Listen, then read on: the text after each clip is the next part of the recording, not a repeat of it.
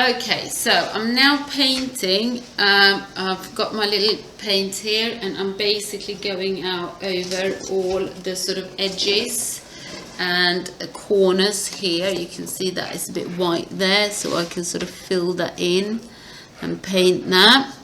So go over, make sure that nothing white is showing where you don't want any white. I've painted also over here on the top where the roof is, or the, you know, where the tape on the roof is, and I'll paint sort of on the inside of the sellotape so the seams just disappear.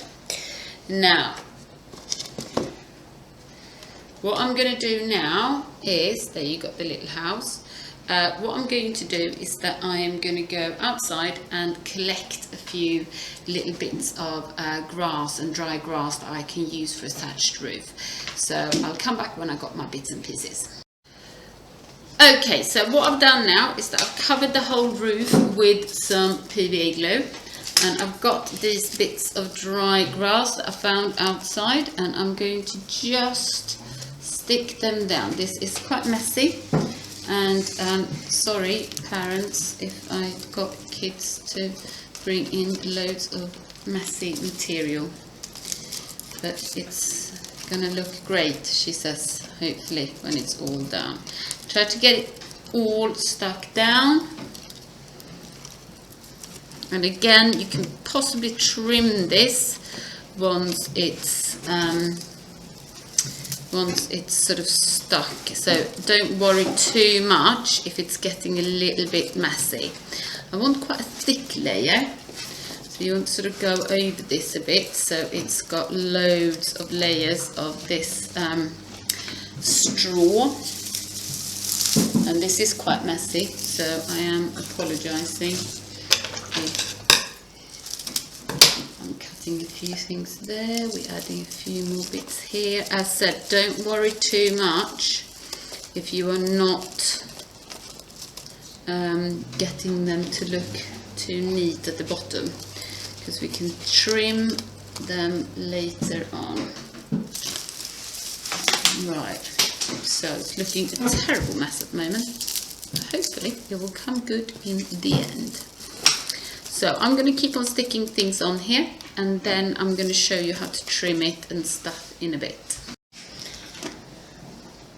Right then, so I have now stuck my little thatched roof on. I've got my little cottage, it's both on the side. I've trimmed it with, and it's still not dry, so it's going to look better when it's a bit more dry, and I maybe can trim it off a little bit more. You can obviously do this, probably stick on a few more layers to really cover it, but I just wanted to show how I did the first one, and also you can see that it's a little bit uneven on both sides, but never mind. What I would say with this house is that I probably should have made it a little bit not so high, not so tall, because the medieval houses were a little bit lower to the ground, but I'll take it, to be honest. I'd like to see a few different versions. If any of you, as I said, want to do a church or want to do a townhouse, go for it. This should last 2 double lessons, so I want some really good pieces of work.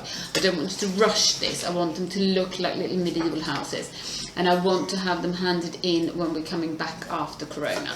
So this is plenty of work to get on with. Please just send me an email or send me a question in class chat if you want to have the material, which is these bits here, the big thick sort of cardboard. I've got loads of those. If you need anything else, just shout and I can put together a little parcel for you in the reception. Good luck!